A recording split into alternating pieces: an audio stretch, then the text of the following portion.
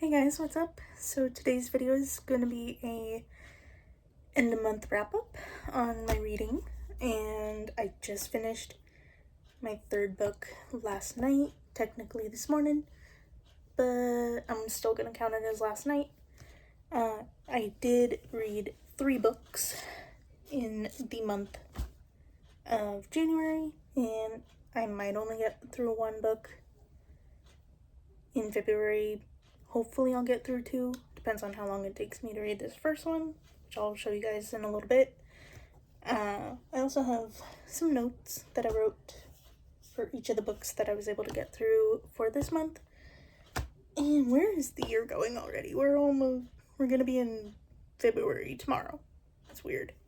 Anyways, so the first book that I finished, this one I had started in December, couldn't quite get through it all the way by the end of the month, so I did finish it within like the first 3 days of January, I believe. That is book 1 of the Viper series from Rena Kent. This is Beautiful Venom. It is a dark hockey romance, and that's like my first book ever from that kind of genre. Like, I like romance, but the dark stuff haven't really played around with too much, and I really like this one. I have book 2, which is Sweet Venom, and then Tempting Venom comes out I think in June. So I will be pre-ordering that when it is available to pre-order. And yeah, so at least I have the second one to like get back into this series. I really liked it. It was descriptive in like the more dark kind of content that's involved, and like the more physical aspect of the 2 main characters' relationship and stuff like that, but it wasn't like super descriptive, just enough that you could get a good like mental image of what was happening. So yeah, and I gave it a 5-star on Goodreads, and yeah, pretty much all I said on here was that I will finish the series. This one was really good. I recommend it if you guys like the dark romance and like sports romance kind of stuff. So there's that one. And that one, yeah, I don't know why I thought I had something else to add on there. But Beautiful Venom, really good. This one is Boss Man by V. Keeland. I wish there was a second one to this book, but I don't know if there's actually gonna be a second one. Probably not, but because it didn't say that it was part of a series or anything. But I would not mind if it turned into a series, because this one was really good. It's lighter. There is kind of a tragic backstory to the main male character in this. He was engaged, his fiance was killed by a homeless man who she had gotten close to. The homeless man was really upset about her being engaged to the male main character and all that stuff, you know. So that was really sad, and like, yeah. So that one I also gave that one 5 stars. This one I said I will explore more from the author. I have a few books saved on my wish list or whatever from Barnes & Noble. I love this book. Wish there was a sequel to this. The bond between the 2 main characters was pretty addicting, because she didn't really like him at first, and then she ends up working for him, and they get closer, and he opens up more about his past and tells her about what happened to his fiance. He had his ex-fiance's guitar because she was like an aspiring musician or something like that. But he had that at his place, and like as a remembrance of her.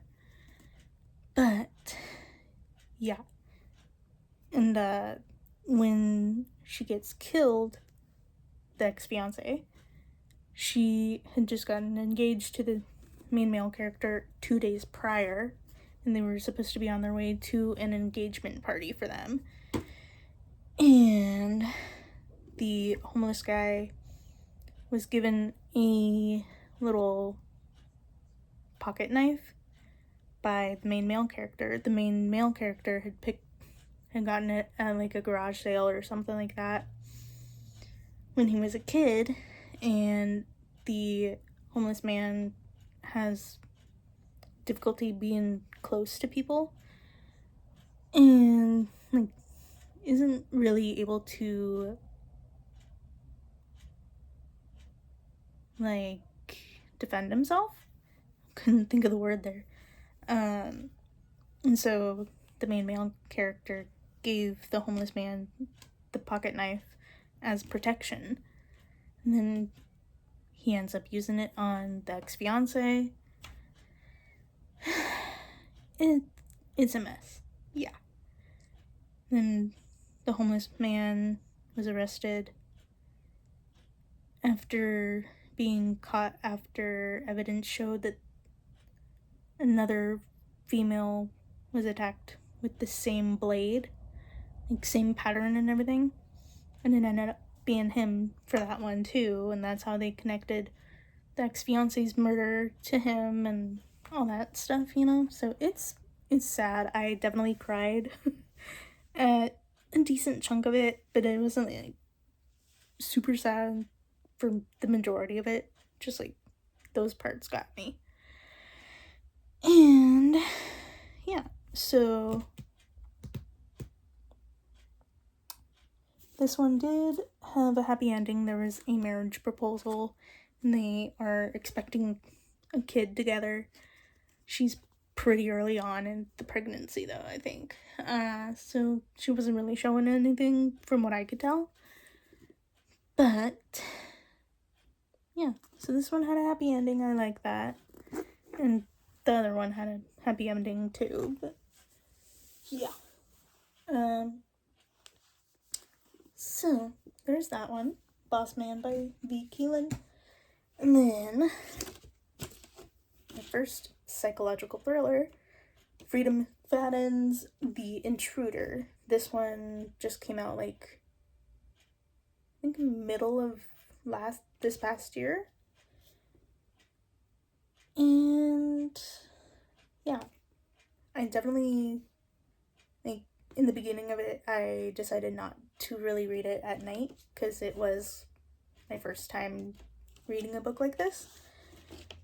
And I didn't know, like, to what extent it was gonna spook me or anything, you know, because I do kind of spook easily. But yeah, I really liked it though. It was a shorter read than the other two. This one was only 270 pages. So it was fairly quick to get through. I did, after a little while, end up just reading at night. And then there were a few times I read during the day as well. And this one I also gave 5 stars. I wish there's like a half point system on Goodreads, because you can only do like the full star or whatever count. But anyways, so it's a psychological thriller / domestic suspense. And what did I say about this one? This one actually, yeah, had a twist at the end I did not see coming. And so there's that. I don't want to give too much away, but I was under the impression that the main male character from the main female character's past had gotten killed in an accident. Not the case. He is just in prison. Yeah. He had a little bit of a dispute with his abusive alcoholic father after his little brother got beaten up pretty bad. And the younger brother is actually, like, technically the main male character. As far as being neighbors with the female main character. Now, it took me until, like, the last maybe 30-40 pages to figure out that the main story with Ella was actually the past version of the main female character. Her name is Elizabeth, but she went by Casey. And so that was intense.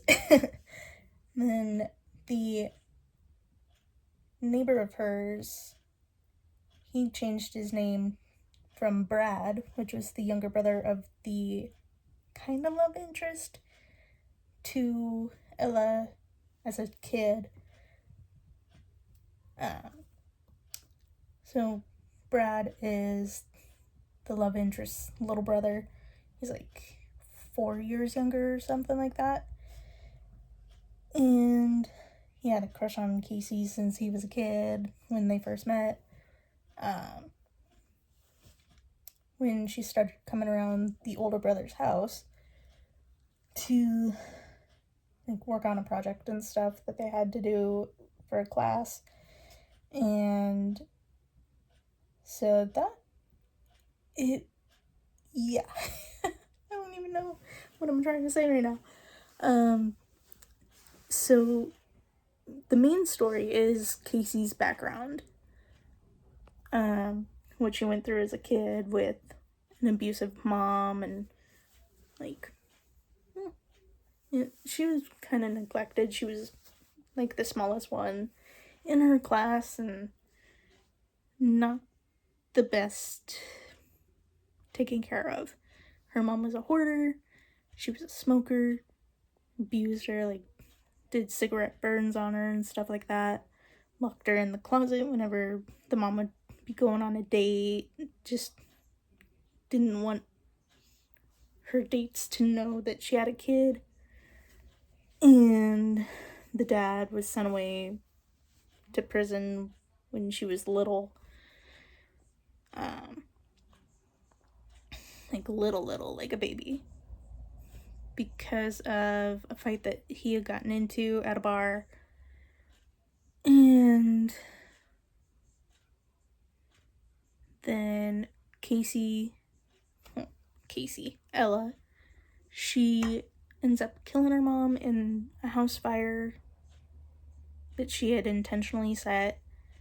And she had left behind a lighter that the older brother to the main male character had given to her because he wanted to quit smoking. Don't ask why 13-year-olds were smoking. But, yeah. So, she did lose that in the fire, but even as an adult,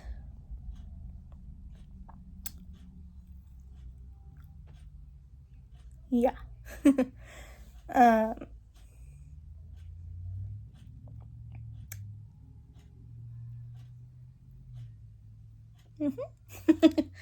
The main male character's older brother was named Anton. And I'm trying to think. Anton had given her a chain necklace. And when they were kids, like 13. And she had been wearing it ever since. So, like, 20 years, at least 20 years, a little longer than that down the road, she's still wearing the necklace. So, that was really, really sweet. Like, they definitely could have gotten together, but he was kind of the rebel, and he got sent away to juvie after beating up the bully to Ella and disfiguring the bully's face with a rock because he'd been working out and he'd lost control. And yeah, so they basically lost touch after that.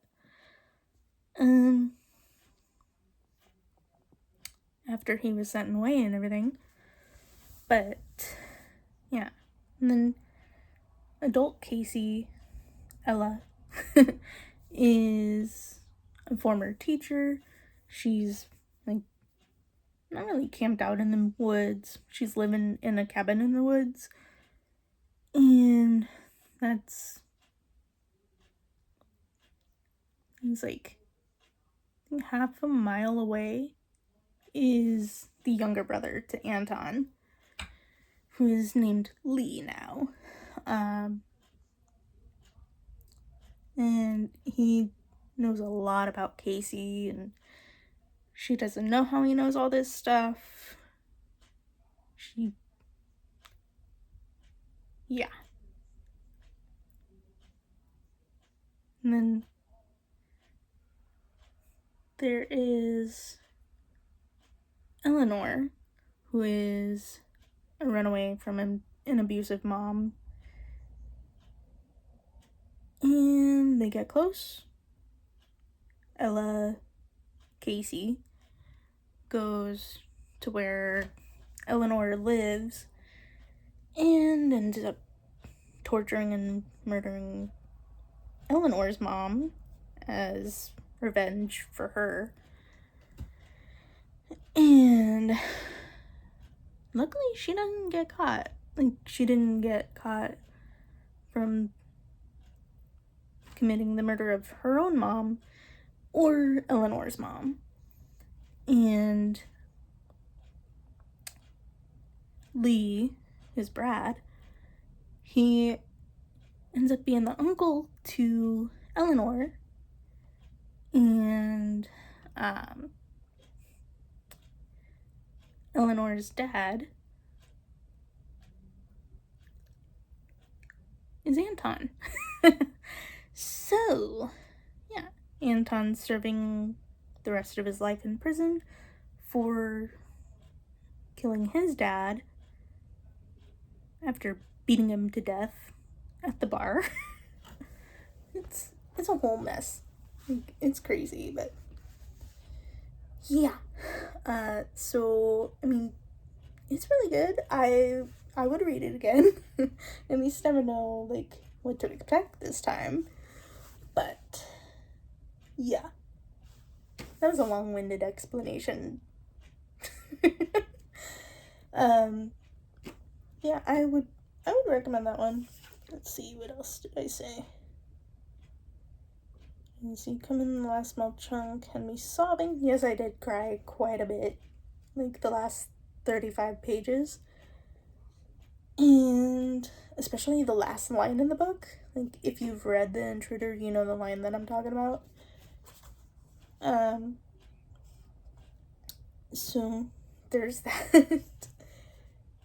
And I wish there had been some romance. Like, Anton and Ella, Casey,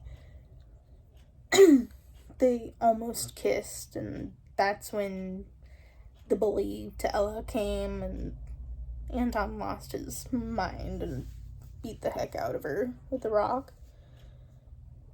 And kind of ruined that a little bit. Yeah. So, there's that. There is potential for Lee and Casey to have something. Like, near the end, there's one spot when it looks like he's gonna kiss her, but he doesn't because he wants to respect his brother's wishes and everything and get his blessing first. And all that good stuff, you know? And Lee ends up going to visit his brother in prison, which is like a couple hours away. So, yeah. So that was a bit of a twist that I did not see coming. I hope there's going to be a second book to this, because I want to see where Lee and Casey go. And yeah, I'll definitely check out more Frida McFadden books. But anyways, so yeah, those are the 3 books that I got through. And we will see what I end up reading this February. So I will show you guys real quick which book I'm going to be reading. I did take the dust jacket off of it, but it is this big chunker of a book right here, Nocticadia by Kari Lake. It is a slow burn professor-student romance. Deals with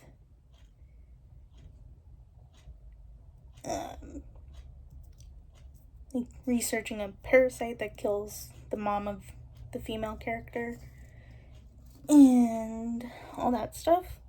So we'll see how I like it. Yeah, it's gonna be interesting. I've heard a lot of really, really good things about it, so I have decently high hopes, but we'll see how it goes for me. Yeah, I think I'm gonna start reading that here in a little bit, and we'll see how it goes. I don't know. If that ends up being the only book that I read for February, that's totally fine. If I do get around to another one, I'm gonna have to pick one out. I don't know. We will see. But anyways, thank you guys so much for watching. I will see you guys in my next video. Let me know if you guys have read any of these books that I mentioned and all that good stuff. And I will see you later.